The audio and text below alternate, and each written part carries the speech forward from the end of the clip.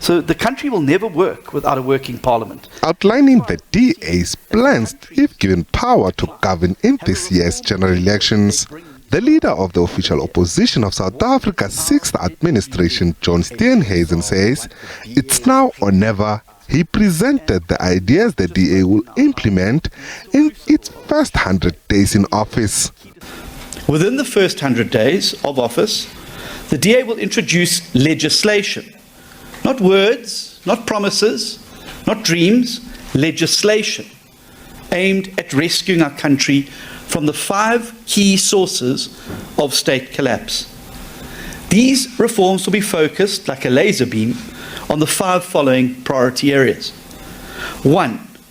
Fixing the institution of Parliament itself in order to turn it into an engine room of reconstruction and reform. 2. Ending load shedding by embracing privatization. Top of the agenda is getting rid of the cadre deployment policy in the public sector and to have it declared unconstitutional. The DA leader has also vowed to empower other opposition parties by appointing their members as chairpersons of some committees in Parliament, and to bury what he called the ANC's socialist policies of nationalisation. I also want to make it very clear and very unequivocal that the DA will bury the ANC's populist, job-killing, socialist policies that come straight out of the left playbook.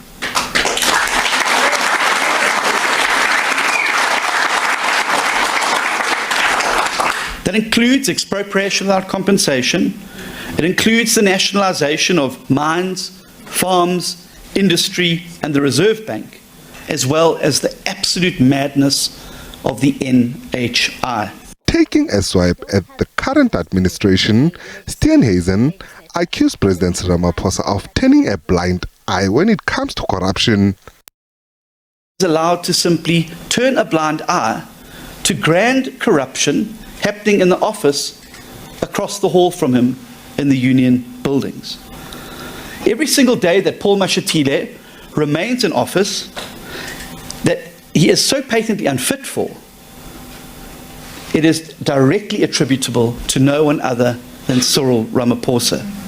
The DA leader also reiterated his stance that cooperation between political parties is the future and the only way to remove the ANC and keep the EFF out of power. The IFP, the Freedom Front Plus, Action SA, Asanko, the UIM and others have been working together for nearly a full year before the election serves to illustrate a crucial point. It shows that in this election, we are serious. We are serious about offering an alternative that can win. We are serious about defeating the ANC and keeping the EFF and other radicals out of government. I've just spoken now how... As the general election approach and many await the president's announcement of the date, the DA will launch its manifesto in Pretoria on the 17th of this month. Nhlanhla Khatlani, SABC News, Johannesburg.